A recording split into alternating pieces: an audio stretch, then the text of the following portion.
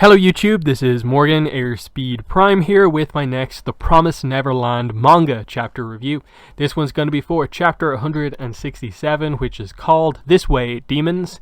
And this was a pretty solid chapter. I thought it was okay. Nothing particularly bad, nothing particularly incredible, just the next part of the story, with the idea, of course, still being that we're in that stage of this like assault on Gracefield House where our characters, the kids, the cattle children, have the advantage still. The prior planning of what they're doing here has taken everyone by surprise, and it continues even into this second stage of the plan. But, very noticeably, it's all going a little bit too smoothly, so realistically, you can assume something like Isabella or Peter Rattray is going to spring some sort of counter trap.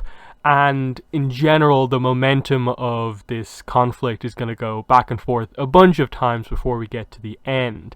This was just one of those chapters where, Emma, Ray, Norman had the advantage because we're still taking them by surprise. But let's get into the chapter sort of page by page here. So we open up with just the demons of Peter Rattray still being shocked about what happened.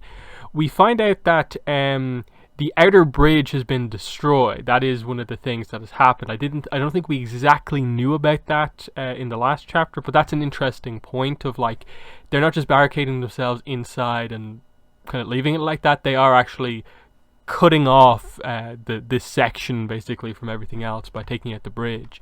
We again get a sort of repeat on the title page of the whole idea of like, we're taking over Gracefield Farm. That's the plan. And then immediately cut to Peter Rattray trying to figure out what is going on here. They've barricaded themselves inside. What does this mean? What purpose does this serve? What about water and food? Do they intend to kill all of us here in the base? Even if they accomplish that, there are 2,000 Imperial soldiers outside. They should know that already. After taking over Gracefield, what kind of demand will they make, and to whom? Or do they have another plan to escape? So Peter Rattray's really lost in thought in this. He really can't quite figure out what exactly they're doing here. He doesn't see it. And, him being so intelligent, he would be able to see the benefits of a tactic like this. But he's not. So he's lost in thought in this, trying to figure it out. The main kind of demon guy who's there is like, just keep calm. They probably barricaded themselves to secure the hostages. A few of them are going to come out from the other side of the door. They'll probably attempt to kill us and take over the farm. And just like, don't take them lightly. They know about our weaknesses as well as the layout. We can deal with the hostages inside the storage room later. First, the intruders. Find them and kill them. All of them. So this demon specifically we get noted here. I'll never forget the humiliation they brought upon me with that escape 2 years ago. We are the highest grade farm, Gracefield. I won't let them escape this time. So this guy is kind of more or less being presented to us as the sort of like warden of Gracefield here. He feels sort of pride in keeping this place the best it is, and their escape has sort of ruined his reputation to a degree. So he has at least some motivation in all of this, wanting them to not do as they please. But anyway, here's where we get it. Emma says, time to start this game of tag, and we get basically a bunch of characters here bursting out of the door. We see in the first panel, it's like Jillian, Emma, Ray, Norman. They burst out. They have their guns, of course. They immediately open fire, but one of them blocks the bullets with his hands. We see that Gilda and Dawn are also out there with them. And they're just like, okay, keep running, keep shooting, we'll get through this. And so we just see a lot of gunfire as they just kind of run away. And of course there's a slight advantage to those in charge of the farm at this point, because they keep radioing back to the control center, like 3 going to the east, 3 to the west, and they're able to like organize the fact that they have so many people to send a certain amount of people each way. So he also says, I've summoned guards from the other floors. We'll seal off B2. So a lot of the doors begin to seal at this point, and it seems like Emma, Ray, and Norman have been trapped and surrounded. The guy says, dead end. But Norman just says, I wonder about that. And he radios to Vincent and some of the others who are actually, I think, downstairs deeper in the basement, I think, and they've kind of hacked into the wiring and stuff like that of the farm. And he just says, connection complete, we've hijacked the enemy control room. So what we get next is, you know, them freaking out that someone is operating the system remotely, you know, find out. And this is where the, you know, the organization switches, the control switches here. Now, suddenly the radio contact is with, you know, our hero characters rather than the enemy.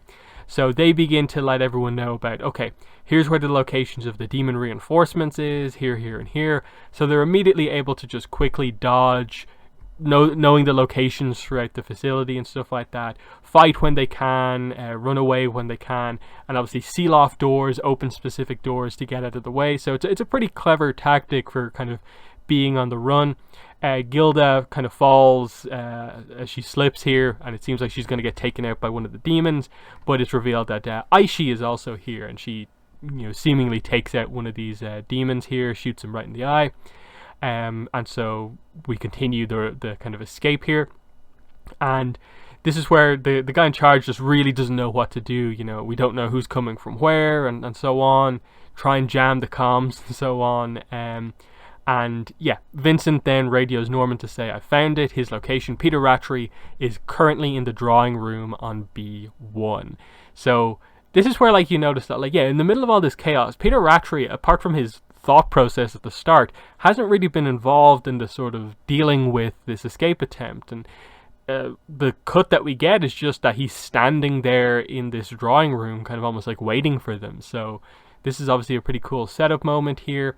And so Emma, Ray, and Norman go on ahead, and this is when we find out that in this kind of central room in the farm, all of the demon reinforcements seem to have just entered from all the different areas. So they all just end up in this sort of circular room, and we get like Jillian, Don, Gilda, and so on. They just toss a bunch of gas canisters in the middle of this kind of huge amount of demons, and they just say, yeah, we don't have to bother killing all of them, we'll just gather and trap the guards in one place.